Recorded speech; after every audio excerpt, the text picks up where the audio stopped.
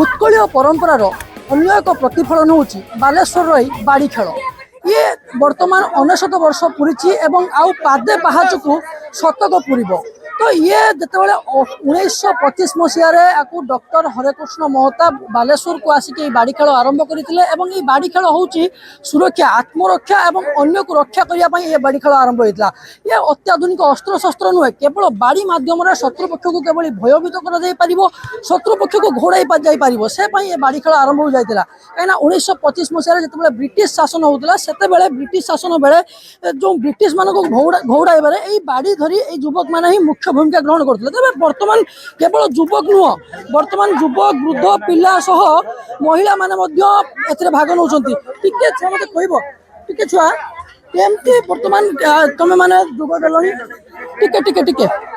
टिके केमती तुम मैंने बर्तमान जोग देल कारण आम बाड़ी खेल देखु पुरुष मैंने खेलती कि बर्तमान तुम मैंने भी जोग दौ तुम मैंने भी खेलुच ये केमी प्रकार कहीं बर्तमान आम ये खेलुँ आम देखिले आम किसी शिखि पार्छ आत्मसुरक्षा यहाँ कर तो आम से खेलुचु आ सबुथ पुओ सबकि करें झील मैंने भी काठर किसी कम न से आम जनवाई आम खेलुचु दर्शक दिन प्रदर्शन भी करवा आम ये दिन बाड़ी खेल आरंभ होता आत्मरक्षा सुरक्षा कि आज आप परंपरा पलटि जाइए ये बर्तमान कौ भाई भाव में आप बर्तमान समस्ते केते जन खेलुचंती केते जन ये केते दिन है प्रैक्टिस करूचंती और ये आगामी दिन कोठी प्रदर्शन करेंगे सिनेमा हल दिन सिनेमा हल आम प्रदर्शन करूँ 8टा झील आम खेलुचु सप्ताह है आम माने प्रैक्टिस सब चली तुम जा कि ठीक से भी है चली भल से आम करूँ दर्शक दिन आम ठीक से प्रदर्शन करूँ 99 वर्ष हो गला ये बाड़ी खेल ए परंपरा को 99 वर्ष पर जिते बड़े प्रथम बालेश्वर दुर्गा पूजा हुए बालेश्वर दुर्गा पूजा दिन अष्टमी दिन ही ये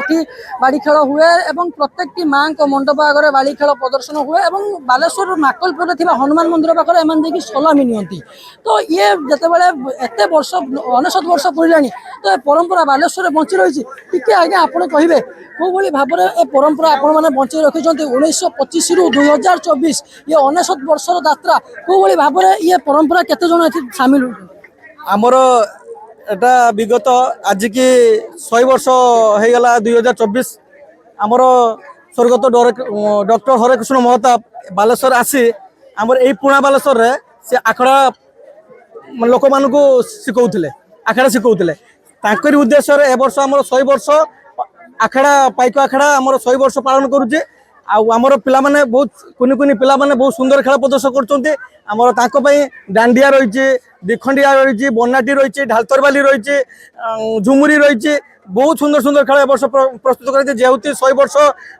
आखड़ा आमर बालेश्वर सहर आज पालन कर 100 वर्ष तार स्वर्ण जयंती आमर दशहरा आर सिनेमा छक खेल प्रदर्शन कर बहुत उत्साहित सहित आमर कुनि कुनि पिला माने से खेल को शिखुंट बहुत सुंदर सुंदर प्रस्तुत खेल कर आगे आम जानापी चाहबू ये 99 वर्षर यात्रा ये आपंकर परंपरा कि परंपरा को बर्तमान केते सरकार पाखर प्रोत्साहन मिली बालेश्वर बर्तमान केते आखड़ा दल अच्छी बालेश्वर विगत दिन में आम तो जहाँ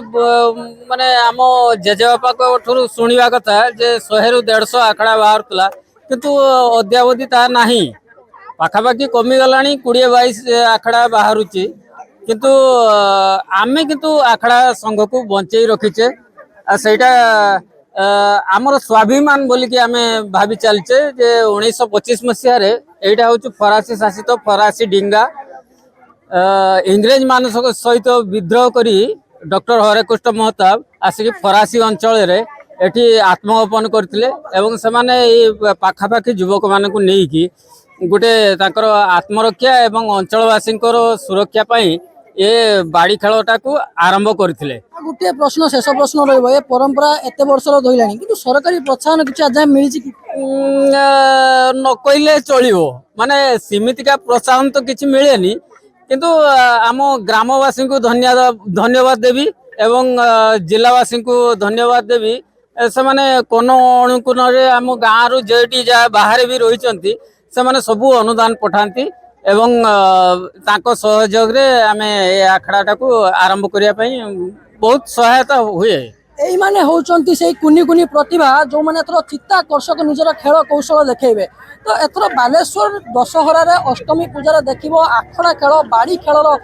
ପ୍ରତିଭା ଦେଖିବ କୁନି କୁନି ପିଲାମାନଙ୍କଠୁ ଦେଖିବ। କିନ୍ତୁ ଏଇଠି ଗୋଟିଏ ପ୍ରଶ୍ନ ଉଠୁଛି, ଏ ପରମ୍ପରା 99 ବର୍ଷରେ ପହଞ୍ଚିଛି, 100 ବର୍ଷ ପୂରିବ, କିନ୍ତୁ ଏଯାଏଁ ୟାକୁ ସରକାରୀ ପ୍ରୋତ୍ସାହନ କିଛି ମିଳିନାହିଁ। ଯଦି ଆମେ ବାଲେଶ୍ୱର ଜିଲ୍ଲାର ପଡ଼ୋଶୀ ଜିଲ୍ଲା କଥା କହିବା, ମୟୂରଭଞ୍ଜରେ ଛଉ ସରକାରୀ ପ୍ରୋତ୍ସାହନ ପାଇଛି, ଭଦ୍ରକରେ ମୋଗଲ ତାମସା ପ୍ରୋତ୍ସାହନ ପାଇଛି, କିନ୍ତୁ ବାଲେଶ୍ୱରରେ ଯଦି ଆମେ କହିବା ବାଡ଼ି ଖେଳ 99 ବର୍ଷରେ ପୂରିଛି, କିନ୍ତୁ ଏଯାଏଁ କୌଣସି ସରକାରୀ ପ୍ରୋତ୍ସାହନ ମିଳିନି। କିନ୍ତୁ ଏ ବର୍ଷ ମଧ୍ୟ ଚିତ୍ତାକର୍ଷକ ଖେଳ ହେବ ବାଲେଶ୍ୱରରେ।